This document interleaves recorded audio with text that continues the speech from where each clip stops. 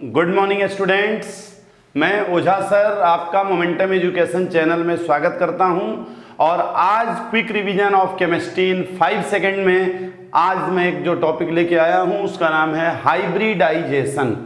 तो किस तरह से हम लोग हाइब्रिडाइजेशन निकालेंगे, हाइब्रिडाइजेशन क्या होता है ये तो नहीं देखेंगे, बस इस तरह से एक डेफिनेशन जान लेंगे कि दो या दो से अधिक ऑर्बिटल जिनकी डिफरेंट एनर्जी हो वो अगर आपस में मिक्स करके सेम एनर्जी बनाती हो, सेम एनर्जी वाले सेम नंबर ऑफ ऑर्बिटल, तो उनको हाइब्रिड ऑर्बिटल कहते हैं और इस प्रोसेस को हाइब्रिडाइजेशन कहते हैं। तो अभी मैं बस बताने जा रहा हूं वो ट्रिक किस तरह से हम लोग हाइब्रिडाइजेशन आसानी से निकाल सकते हैं। तो देखिए, आपको ये पता है कि हाइब्रिडाइजेशन एक होता है sp2, sp3, sp3d, sp3d2, sp3d3।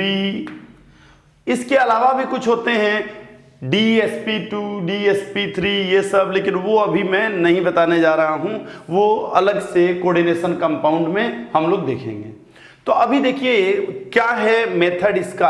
आपको हाइब्रिडाइजेशन से पहले जो जानना चाहिए वो ये जानना है कि कार्बन, नाइट्रोजन, ऑक्सीजन, फ्लोरीन या इनर्ट गैस, इनके आउटर मोस्ट में 4, 5, 6 और 7 इलेक्ट्रॉन होते हैं।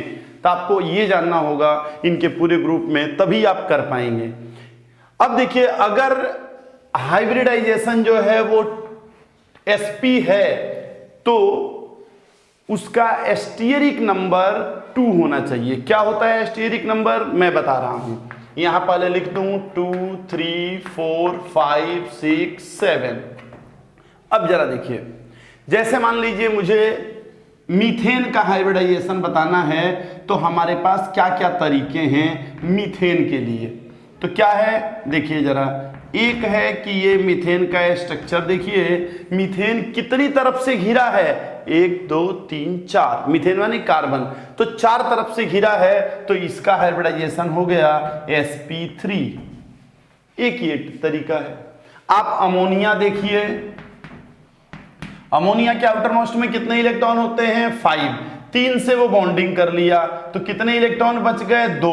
तो ये कितनी तरफ से घिरा है, 4 तरफ से। ये भी तो एक पेयर है ना, ये लोन पेयर है, ये बॉन्ड पेयर है, तो ये भी 4 तरफ से घिरा है, तो इसका हाइब्रिडाइजेशन क्या हो जाएगा, sp3। मैं अगर वाटर की बात करूं तो आप जानते हैं ऑक्सीजन में ये 2 बॉन्ड है, ऑक्सीजन के आउटर मोस्ट में कितने इलेक्ट्रॉन हैं, 6 इलेक्ट्रॉन है, तो कितने बच जाएंगे जब 2 बॉन्डिंग होगी, तो 4 माने कितना पेयर, 2 पेयर। कितनी तरफ से घिरा है, sp3, 4 तरफ से घिरा है। तो एक तो बच्चों तरीका है कि ये कितनी तरफ से घिरा है। अगर मैं PCl5 की बात करूं, P आउटर मोस्ट में फास्फोरस के कितने इलेक्ट्रॉन होते हैं, आप जानते हैं नाइट्रोजन के जस्ट नीचे फास्फोरस होता है यानी 5, और इसमें 5 बॉन्ड भी हैं। तो जब 5 बॉन्ड भी हैं इसमें, तो ये क्या होगा, 5 तरफ से, यानी इसके पास कोई लोन पेयर नहीं है, 5 तरफ से घिरा है, और 5 तरफ से घिरने का मतलब होता है sp3d। तो इस तरह से हाइब्रिडाइजेशन हम इस मेथड से आसानी से निकाल सकते हैं। अगर मैं H2SO4 की बात करूं या मैं सल्फेट की ही बात करूं, तो यहां से लिखा जा सकता है, ये है आपका सल्फेट, ये माइनस, ये सल्फर कितनी तरफ से घिरा है, ये डबल बॉन्ड से कोई मतलब नहीं है, एक तरफ ही कहलाएगा, तो डबल, ये 4 तरफ से घिरा है, यानी इसमें भी कौन सा हाइब्रिडाइजेशन होगा, sp3। तो एक तो ये ट्रिक होता है। सेकंड ट्रिक क्या होता है, सेकंड आप क्या करेंगे कि आप वैलेंस इलेक्ट्रॉन को काउंट करेंगे। क्या करेंगे, टोटल वैलेंस इलेक्ट्रॉन ऐड कर लेंगे, टोटल, और अगर वो 8 तक आता है, अप टू 8, तो 2 से डिवाइड करेंगे, अप टू 56 8 से डिवाइड करेंगे, और इसके बाद 18 से डिवाइड करेंगे। एक ये रूल है।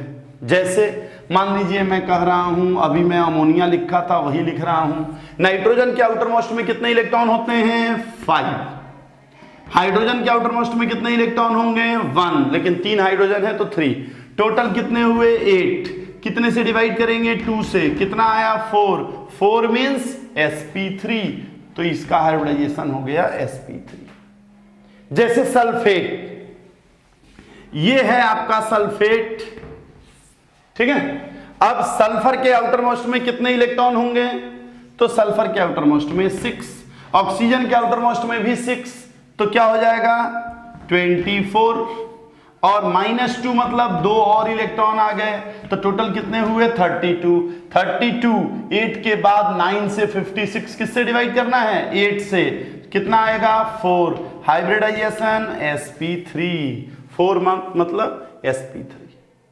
तो आप कोई भी IF7 ले लीजिए, I के आउटर मोस्ट में कितने इलेक्ट्रॉन होंगे 7, फ्लोरीन के भी आउटर मोस्ट में 7, 7 7 जा 49, टोटल कितना हुआ 56, किससे डिवाइड करेंगे 8 से, 8 से डिवाइड करेंगे कितना आएगा 7, 7 आया, इसका मतलब sp3d3। तो एक तो ये मेथड है, और जो थर्ड मेथड है इसको भी मिटा दूं। थर्ड मेथड जो है बच्चों वो है आपका, थर्ड मेथड है कि आप क्या करिए, सिग्मा प्लस लोन पेयर ले लीजिए। क्या ले लीजिए, सिग्मा प्लस लोन पेयर, पाई नहीं, और सिग्मा और लोन पेयर जो आए उसके हिसाब से हाइब्रिडाइजेशन आप बता दीजिए।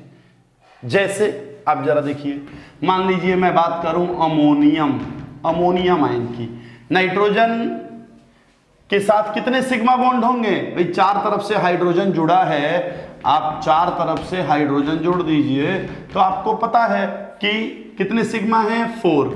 लोन पेयर कितने होंगे, तो देखिए नाइट्रोजन के आउटर मोस्ट में कितने इलेक्ट्रॉन होते हैं 5, 4 से तो बॉन्डिंग कर लिया, प्लस 1 दे दिया, तो कितने लोन पेयर 0, यानी कितने आ गए टोटल 4 आ गए, तो क्या होगा 4 आ गए तो क्या होगा sp3, तो ये होगा sp3।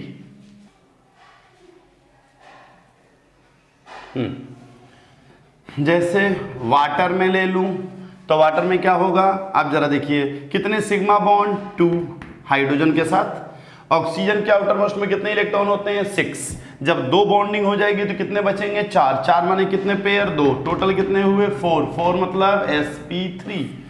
इस तरह से आप बता सकते हैं। और जैसे लेना हो आपको, मान लीजिए नाइट्रेट, आप नाइट्रेट ले लीजिए, तो नाइट्रेट में आप कैसे देखेंगे, देखिए ये है आपका नाइट्रेट, ये ऑक्सीजन है, अगर एक ऑक्सीजन से डबल बॉन्ड बना ले, एक से सिंगल बॉन्ड बना ले, तो आपको लुईस थ्योरी में आपने पढ़ा था यहाँ माइनस होगा, और यहाँ क्या होगा, यहाँ 4 बॉन्ड हैं तो प्लस और माइनस। अब नाइट्रोजन पे जरा देखिए कितने सिग्मा बॉन्ड हैं 3, है ना, सिग्मा बॉन्ड, लोन पेयर 0, ये लोन पेयर सब में नहीं देखेंगे, सेंट्रल एटम पे देखेंगे, लोन पेयर 0, तो कितना हुआ 3 मीन्स sp2। अगर हम फॉस्फेट की बात करें, फॉस्फेट, तो ये फॉस्फोरस है और ये है PO O-O-, फॉस्फोरस के आउटर मोस्ट में कितने इलेक्ट्रॉन होंगे 5 इलेक्ट्रॉन, सबके सब बॉन्डिंग में लग गए हैं, यानी लोन पेयर एक भी नहीं, तो फिर सिग्मा बॉन्ड कितने हुए 5, और 5 मीन्स क्या हो गया sp3d। ओके, 2-3 एग्जाम्पल और देखते हैं।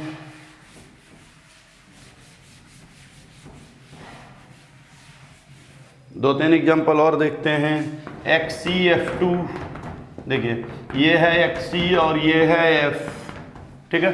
जेनॉन के आउटर मोस्ट में कितने इलेक्ट्रॉन होंगे 8, इनर्ट गैस है ना 8 में वो दो बॉन्डिंग कर लिया, यानी कितने बचे 6 माने कितने पेयर 3 पेयर, और सिग्मा बॉन्ड कितने 2, तो टोटल कितने हुए 5 मीन्स sp3d।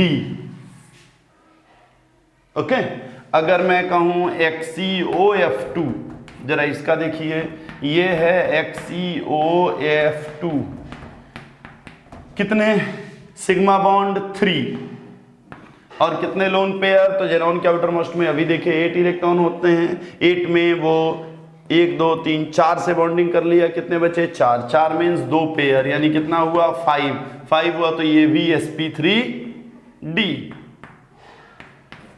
ये भी sp3d। तो बच्चों अगर आपको स्ट्रक्चर आता है तब तो आप सिग्मा पाई से कर सकते हैं कि सिग्मा और लोन पेयर।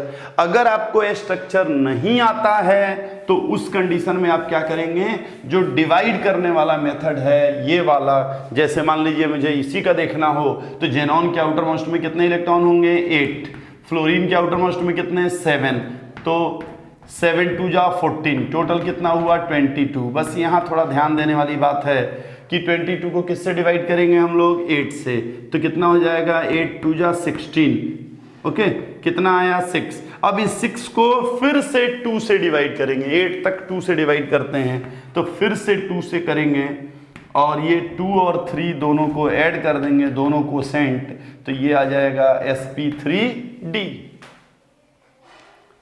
ठीक है sp3d। तो इस तरह से कोई भी हमें करना हो, कोई भी हाइब्रिडाइजेशन, जैसे अगर कोई ऑर्गेनिक का आ जाए, कोई ऑर्गेनिक का आ जाए, अगर मैं कहूं कि ये C C C C C C C C, यहाँ है डबल बॉन्ड, यहाँ है ट्रिपल बॉन्ड, ओके, और यहाँ C, यहाँ डबल, फिर डबल, ठीक है, यहाँ हाइड्रोजन, सब जगह हाइड्रोजन,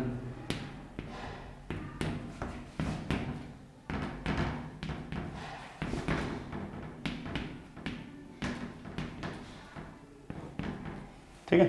मान लीजिए इन सब का हाइब्रिडाइजेशन निकालना हो तो कैसे करेंगे। आप जानते हैं कि कार्बन पर कभी भी लोन पेयर तो होगा ही नहीं, माने कार्बन आयन पे होगा वो एक अलग चीज है, कार्बन पे नॉर्मली कोई लोन पेयर नहीं होगा। लोन पेयर नहीं होगा तो हमें देखना क्या है, केवल सिग्मा बॉन्ड। तो आइए देखिए, आप जानते हैं डबल माने एक सिग्मा एक पाई, तो हम यहीं से स्टार्ट करते हैं। इसमें कितने सिग्मा 4, यानी यहाँ क्या होगा sp3। देखिए यहाँ कितने हैं 1 2 3 सिग्मा sp2, 1 2 3 सिग्मा sp2, यहाँ 4 sigma sp3, 4 sigma sp3, 4 sigma sp3, यहाँ 1 और 1 2 ही सिग्मा sp, यहाँ देखिए 3 सिग्मा sp2, यहाँ sp और यहाँ sp2, ठीक है।